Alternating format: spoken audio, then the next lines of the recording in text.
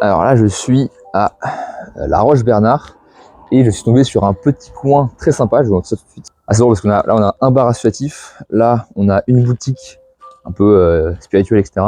Et là, à gauche, on a vraiment c'est un centre de soins en fait où plusieurs thérapeutes se partagent l'endroit.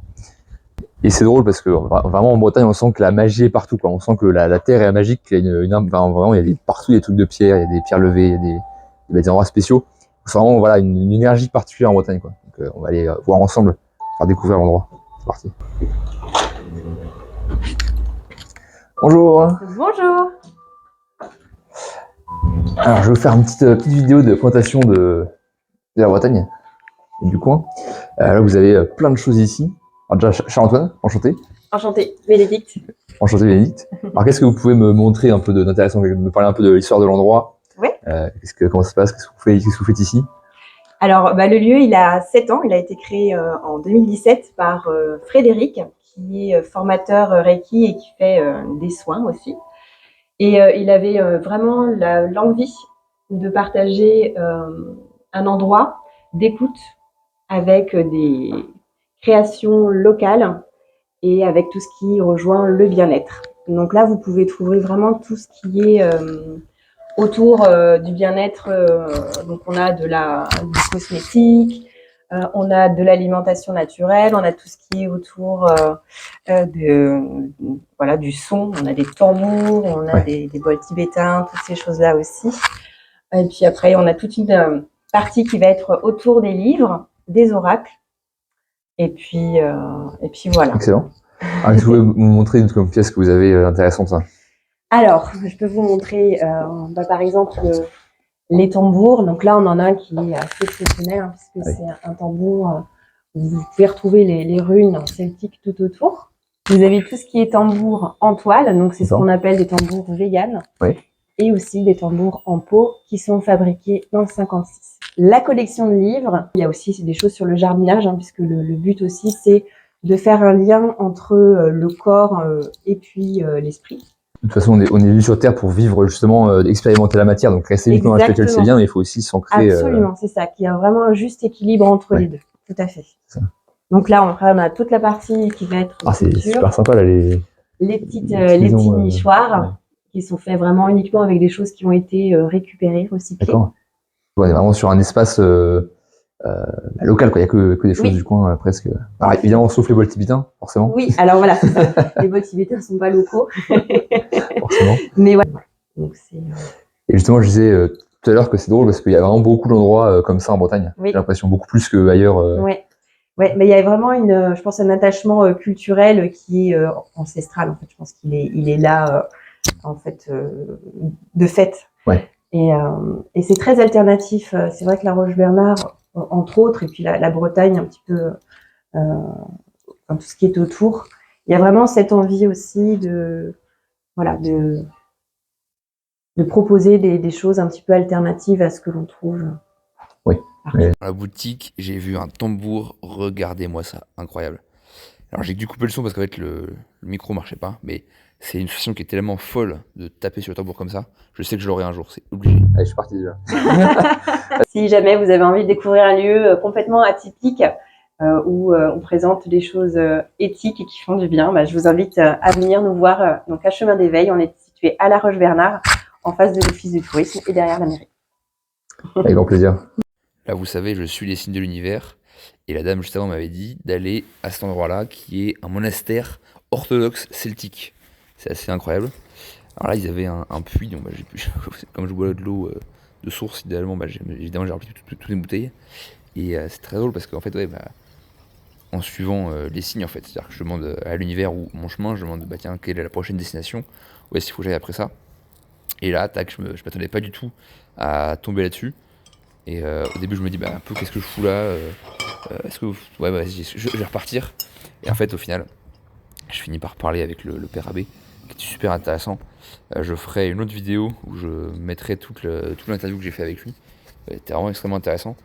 En fait, j'ai expliqué que, en gros, avant le schisme de je sais plus quand, pendant très longtemps, en fait, il y avait chaque paroisse presque chrétienne faisait sa propre tambouille, en fait. Il n'y avait pas la centralisation comme on a aujourd'hui avec Rome. l'Église catholique. Et en fait, il y a beaucoup plus de liberté dans l'Église orthodoxe que chez les catholiques. Alors bon, ça n'empêche pas que ça reste une religion monothéiste avec des dogmes et des trucs, mais bon, c'était déjà plus intéressant. Donc là, ouais, j'ai pu remplir mon eau. Et vous allez voir juste après, je vais vous montrer un peu le monastère, c'était très intéressant. J'ai eu la chance de pouvoir interviewer le père pendant une bonne heure quasiment. Il a pu m'expliquer un peu d'où il venait, comment est-ce que en fait, tout le système orthodoxe était organisé. Je peux visiter le monastère. Et en fait, c'est vrai que c'est vraiment drôle parce que on s'attend pas du tout à voir des orthodoxes celtiques. C'est vraiment le mix entre les deux. Après, vous allez voir donc, l'église avec. Nous sommes maintenant dans. C'est drôle, c'est vraiment ce mix entre à la fois le cette église qui est une cathédrale. Russe. Une cathédrale, c'est pas forcément. Alors, quand on parle de cathédrale, on a le sentiment de. On voit les cathédrales gothiques qu'on a en France ou ailleurs. Ça veut dire que c'est le lieu c'est le siège de l'évêque. Et actuellement, c'est moi qui en est qui suis l'évêque du lieu. Alors, elle est en travaux parce qu'on est en train de l'agrandir. On fera un petit tour pour voir un petit peu, disperser. Encore un autre. Je le cherchais, c'est un bateau que je l'avais pas vu. Ah bon. Je débarque là-dedans. Il est là. Je me dis bon. Ça va très oui. Et donc, et c'est le fondateur. On dit qu'il est venu dans les îles britanniques et qui s'est installé dans le sud, un petit peu dans un lieu qui s'appelle. Là, oui, partout. Là, il y a encore, donc là, c'est le baptistère. Oui, alors voilà, le baptistère qui est encore en chantier, du moins ce qui va autour. Ça me parle beaucoup, donc là, oui, c'est vraiment assez magnifique. Je vous invite à monter sur. Voilà, et forme traditionnellement octogonale, donc on descend ces marches et ce sont pratiquer l'immersion par de se rapprocher des natures, le baptême par immersion.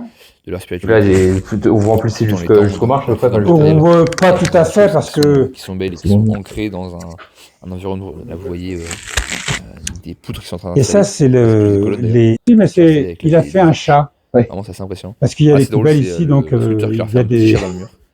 Cette croix-celtique, je la trouve très belle. Il y a bonne place là. Il y a un bel écusson. Vous savez pas de quel. C'est quelque chose de particulier. Non, c'est. Juste après, je vais vous mettre un artiste. Ouais, je sais pas si c'est une.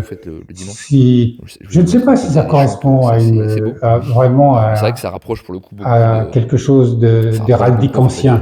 Oui, forcément. C'est une bonne question. C'est des prières, etc. Donc on est vraiment sur un domaine extrêmement spirituel.